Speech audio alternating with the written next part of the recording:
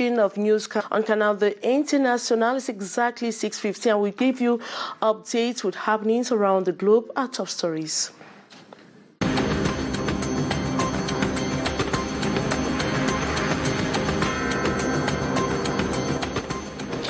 After meeting with the general public yesterday, visiting Prime Minister Joseph Dion-Ngute had a full day of audiences this Thursday with Menchum, Mezam and Momo divisions, as well as some other groups of the northwest region of Cameroon. After decades of research, the historic moment has finally come. WHO Wednesday approved the first ever malaria vaccine after successful trials in 3 different African countries. Mosquirix, or RTSS, is the name of the new malaria vaccine for children in Africa. And Cameroon gets its first ever homemade car. The vehicle DTA 001 made in Cameroon is an initiative of the Digital Transformation Alliance. Those were major stories. Details right ahead.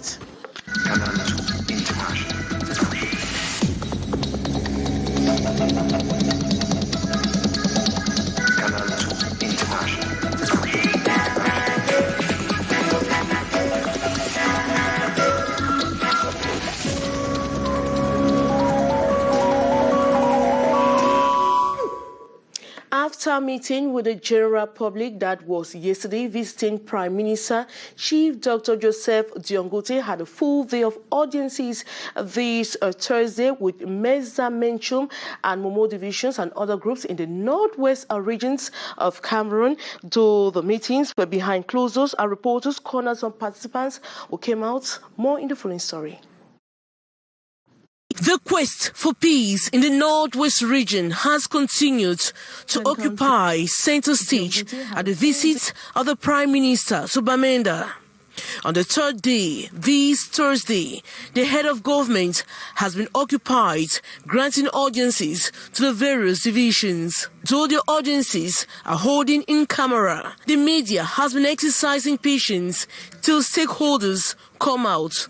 Which we propose means which we can cooperate together with the government and see that peace returns to Momo division, in particular, and to the northwest at large, in such a way that if we actually do what we have written to the Prime Minister and the government accompanies us, gradually we'll get these boys out of the bushes. These boys are our children. We know Northwesterners are very smart. They're all over the world in very senior positions. Why would we come and see our Northwest being destroyed? So please, what we should take home is we should talk to our brothers and sisters that the government has gone an extra mile. They've gone quite into where we want to. Each division is led by their respective senior divisional officers who, as managers of the local security situation back home, are ready to make an on-the-spot appraisal. We have to put some detachment at border like Gayama, Bawuro, Akum, and Furawa to permit population to move freely and to permit us to also go easily to meet our brother in Nigeria. Even the light rain showers on this Thursday did not deter the hundreds of curious Northwesterners who tallied around the hotel premises waiting for their turns with the august guest. Let's also get some reactions of some persons after listening to the Prime Minister, Chief Dr. Joseph Dion-Ngute.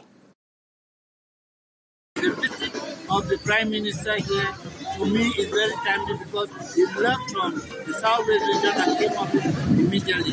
What I'm taking home is that the Prime Minister has come and educated us and preached for peace. You know, if you are a regular journalist in Bamenda, the trade union in 2018 advocated for peace. That's why we brought a peace plan. And today, when the Prime Minister came and the peace plan, I'm taking this one home to plant in my head to all my. He has educated us and told us the history of Cameroon and saying that everybody should pray for and there should be peace. That we should do everything to educate our children, educate our families, and that Cameroon is peace. And one thing that touched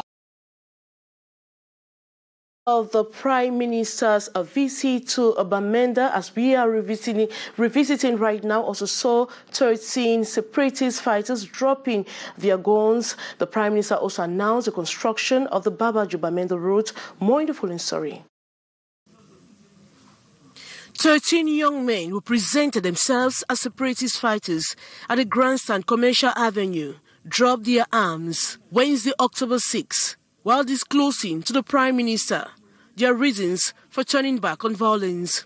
General Scatter, as he identified himself, said he and other boys handed over war guns to the military before showing up at the grandstand and begged for forgiveness, a gesture the Prime Minister, Joseph Dion-Ngute, marked as an achievement of his visit to Bamenda.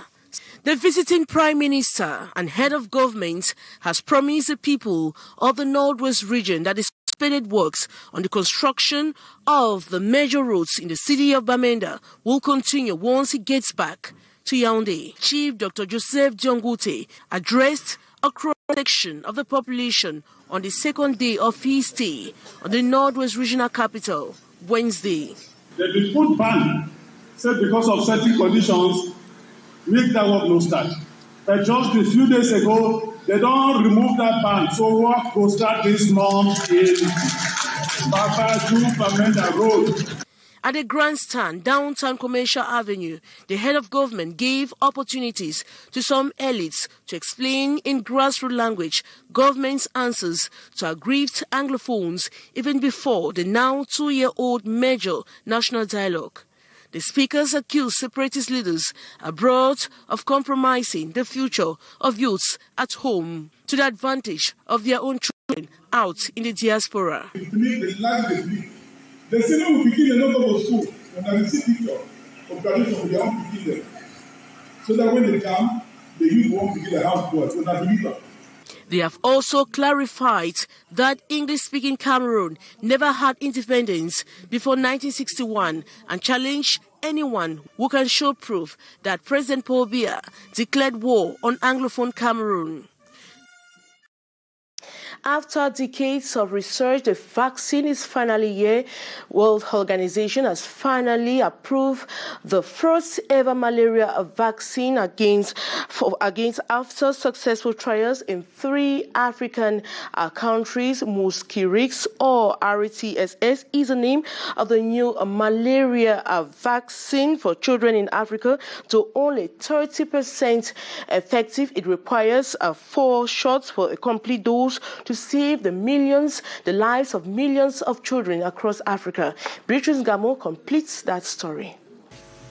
The new approved vaccine to combat malaria in Africa is welcomed with a lot of enthusiasm by the WHO Director General Tedros Adhanom Ghebreyesus. First, as a vaccine developed in Africa by African scientists and for Africans.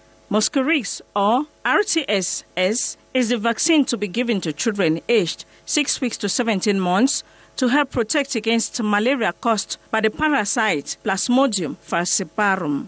Mosquirix is given as a 0.5 milliliter injection into the muzzle of the thigh or in the muscles around the shoulder. The child is given 3 injections with 1 month between each injection. A 4th injection is recommended 18 months after the 3rd. When a child is given the vaccine, the immune system recognizes the protein from the parasite and virus as foreign and makes antibodies more quickly than the child is naturally exposed to malaria parasites and hepatitis B virus in the future. Mosquirix induces antibodies against malaria parasites that have entered the blood via mosquito bites. The vaccine thus limits the ability of the parasite to mature in the liver and cause clinical disease. First created by British pharmaceutical company GlaxoSmithKline, GSK, in 1987, the vaccine comes into form after pilot programs of 2.3 million doses in Kenya, Ghana, and Malawi. And like all vaccines, Mosquirix has its own side effects.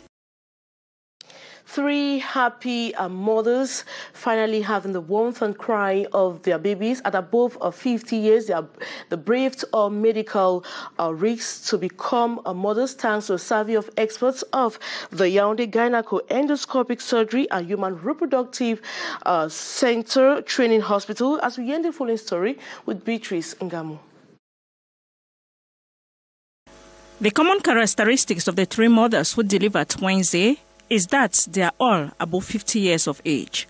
One of the mothers developed hypertension pre-eclampsia at the end of pregnancy, and so close medical monitoring of pregnant mother and child very important. She has high blood pressure and the secretion of albumin in the urine, and sometimes we had to hospitalize this patient to have a close assessment so that to avoid her going into eclampsia, which will be something very severe.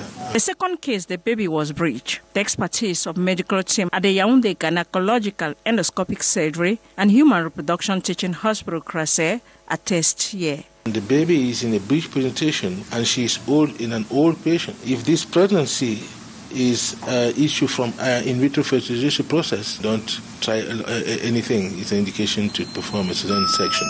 Good service, good results. This to the satisfaction of the mothers. Their numbers keep adding to the total number of babies delivered through in vitro fertilization at the Yaoundé Fertility Hospital. Now the number we have now is 281 baby born in Cliquez since we started. And the next objective, the next two years, is to have 500 babies born. I think when we will have this, we'll achieve this objective, it will be a wonderful thing for Cliquez. Mission of the First Lady Chantal Biya to add smiles on the faces of parents seeking the fruit of the womb. And Cameroon gets its first ever homemade vehicles. The vehicles TA001 made in Cameroon is an initiative of the Digital Transformation Alliance. The vehicles were presented today in a ceremony in the presence of government ministers as we hear the following story with our student journalist in Yaoundé. This is the first designed and manufactured vehicle made in Cameroon, presented during the first edition of the Technology Innovation Day, October 6, 2021 in the nation's political capital Yaoundé. This to showcase new technology for Cameroon and by Cameroon. Organized by the Digital Transformation Alliance, the Innovation Day recorded the participation of several startups in many technological domains. Youths drawn from the Ministry of Employment and Vocational Training, Post and Telecommunication and many others. The day also witnessed the signing of a convention aimed at creating partnership and employment with the government desire to support the initiative of local technology and industries. Our goal is to boost digitalization and reinforce the capacities of youths and startups so that they should be capable of innovating and be in line with all what concerns innovation. The vehicle DTA001, by name, a giant step toward boosting technological innovation and implanting the Made in Cameroon spirit. And we take you to the Douala 5 Council area where some families have been rendered homeless away after their homes were pulled down by the council caterpillars. The mayor justifies the demolition exercise to security reasons. As we hear the following story with Saleh Sherifa.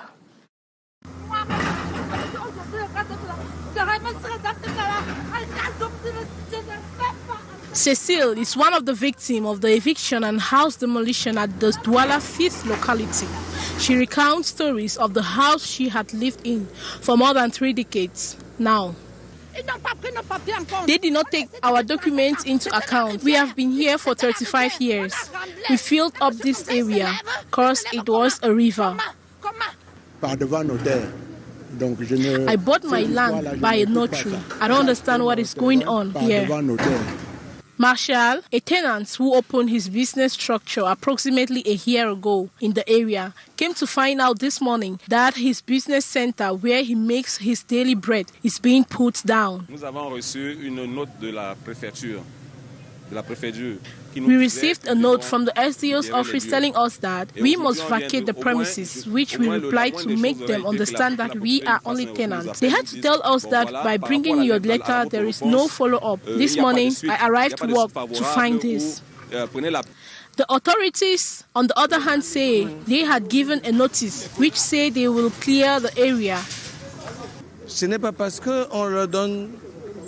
It is not because they are often given the time to try to make themselves that they believe that the matter is a dead letter. For security purposes, the supposed owners of these places have been notified well in advance, and tenants of the right of way were notified a long time in advance, and today we came to do what we were supposed to do. Leaving the area is a big problem for the family as they are trying to pick up some property. They will have to battle for shelter elsewhere.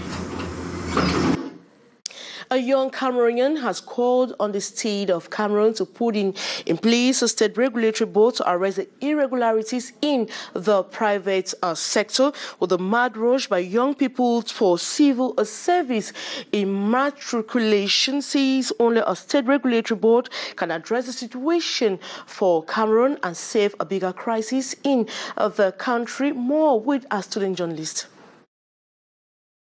The dream of most Cameroonian youth is to get into the public service, not necessarily because they like to be called state agents, but for a simple reason of job security. The numerous fruitless attempts to acquire a job with the state, these young Cameroonians has rendered many frustrated, pushing them into the extreme of turning against the state. Typical example is the North-West and South-West crisis. It is because people are unemployed. They have time. Imagine if those guys who are in the bush now were having concrete jobs. Because those who are in the bush there, we have teachers, we have nurses, we have accountants, we have good drivers. But they were free, they had nothing to do, and that is how people succeeded to convince them, because they were free of charge. Nobody was caring for them. They were abandoned by themselves. The private sector, which comes to the risk of such jobless Cameroonians, has been left in the hands of different proprietors. Many, therefore, feel less or no security as employees of the private sector. Natang, in this his proposed project to the state, underlines the need for a functional regulatory body. We all know that the government alone cannot recruit all the Cameroonians. So the state needs to secure the jobs generated by private companies in order to employ all those who are unable to be integrated into the public service. I propose to the government to create the private personnel regulatory agency that will manage the private personnel so that promoters of enterprise should not be facing difficulties with their personnel. The recommendation, if well implemented, will eliminate the numerous irregularities like arbitrary shaking of workers, low salaries, and many others. And that report brings us to the end of this edition of Newscast on Canal International. Thanks so much for watching. We have news in the French language coming up at 7:50. This Never Senkan with Aimé Kati Mukuri. And coming on next is The Brief with Lil Piaget. As for me, I'll be back tomorrow for another edition. Good night.